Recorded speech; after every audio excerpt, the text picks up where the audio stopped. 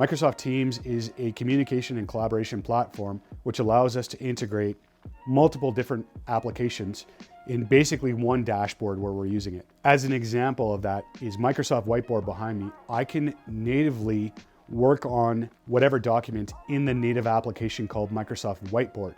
However, sometimes when you're in a team here, it's nice for collaboration to be able to do this in a meeting room environment where people may or may not be locally in a room.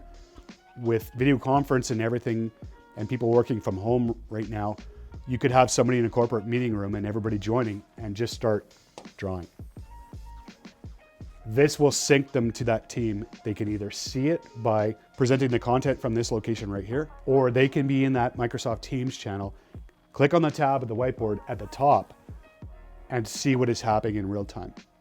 These are tools that I personally think are of value, especially if you want to start adding content into here and creating a giant canvas that people can collaborate together on ideas.